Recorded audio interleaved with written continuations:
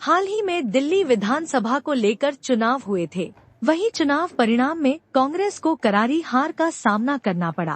कांग्रेस का दिल्ली में खाता भी नहीं खुल पाया, जिससे कांग्रेसी खेमे में काफी मायूसी देखने को मिल रही है। वहीं आज गुरुवार को धमतरी पहुंचे कांग्रेस के राष्ट्रीय प्रवक्ता अतुल लोंडे पाटिल ने कांग्रेस भवन में पत्रकारों से विभिन्न मुद्दों पर चर्चा किया।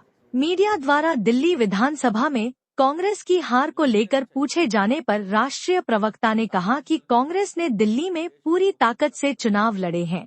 कहा कि लोगों को लगा कि कांग्रेस की सरकार तो यहां बनेगी नहीं, इसलिए लोगों ने आम आदमी पार्टी को वोट दे दिया।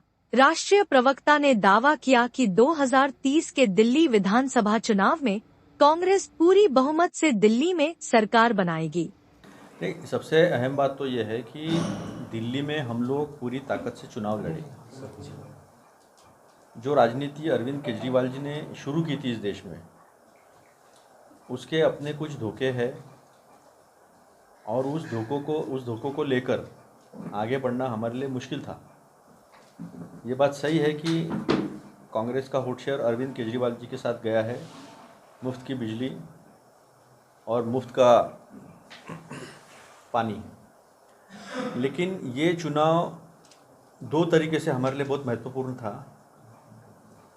चूँकि लोगों को शीला दीक्षित जी की याद आ रही थी, उनका गवर्नेंस मॉडल, उन्होंने जिस तरह से वायु प्रदूषण पे जो कंट्रोल किया था, ट्रांसपोर्टेशन चेंज किया था, इंफ्रास्ट्रक्चर डेवलप किया था और मेट्रो की शुरुआत सबसे पहले शीला जी ने की थी। और लोगों को वो बातें याद आने लगी कि किस तरह का शिक्षा का इंफ्रास्ट्रक्चर था, किस तरह से गवर्नेंस था।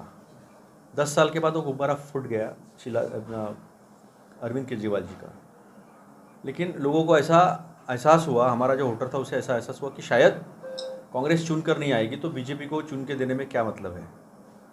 और इसी में थोड़ा ये हो गया। लेकिन मैं आपको आज दावे से कहता हूँ, 2030 के चुनाव में कांग्रेस पूरे बहुमत के साथ, 2/3 बहुमत के साथ दिल्ली में सत्ता में आती दिखाई देगी।